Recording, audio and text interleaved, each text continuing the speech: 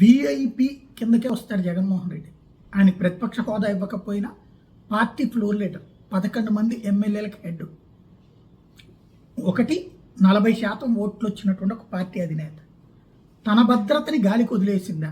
నేను last trip అప్పుడే చెప్పా, భద్రతను పట్టించుకోవట్లేదు. ఈవెన్ మిర్చి యార్డ్, గుంటూరు మిర్చి యార్డ్ దగ్గరకు వచ్చినప్పుడు వెనకాల అసలు సెక్యూరిటీనే లేదు, మధ్యలో 4 పోలీసులు ఉంటారు, పట్టించుకోండి. అప్పుడు అదేమంటే పర్మిషన్ ఇవ్వలేదన్నారు. పర్మిషన్ ఇచ్చినా ఇవ్వకపోయినా ఖచ్చితంగా సెక్యూరిటీ ఉండాలా? ఇవాళ దాని పర్యవసానం హెలికాప్టర్ దగ్గర, జగన్మోహన్ రెడ్డి హెలికాప్టర్ దగ్గర పూర్తిగా తోపులాట, తొక్కిసలాట. సాధారణంగా ఈవెన్ చంద్రబాబు గారికి కూడా ఇట్లాంటిది ఎప్పుడు జరగలేదు, జగన్ ఇట్లాగ ఎప్పుడు చేసినట్లేదు.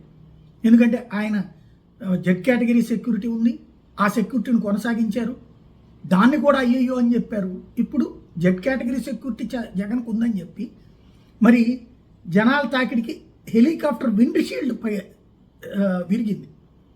హెలికాప్టర్ విండ్ షీల్డ్ అంటే దాన్ని బట్టి అర్థం చేసుకోవచ్చు ఎలాంటి పరిస్థితి ఉంది అన్నటువంటిది. హెలీప్యాడ్ దగ్గర కనీస భద్రత కరువైంది. చివరికి రోడ్డు మార్గాన బెంగళూరు వెళ్లాల్సి వచ్చింది.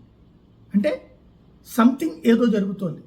కావాలని వదిలేమంటే ప్రభుత్వం రేపొద్దునే లేదు, అతనే జగన్ ఎట్లా చేసుకున్నాడు, రేపొద్దున జగన్ మీద ఎవరన్నా అటాక్ చేసినా ఏమైనా వాళ్ళ కార్యకర్తలే చేసుకున్నారు, మన మీడియా ఉంటుంది, మన వాళ్ళ ద్వారా ఏమైనా చేయొచ్చు. ఇంకోటి, జగన్కే ఏదన్నా అయిపోతే ఆ తర్వాత ఎవరు ఉండరు అన్నటువంటి ఉద్దేశంతో చేస్తున్నారా?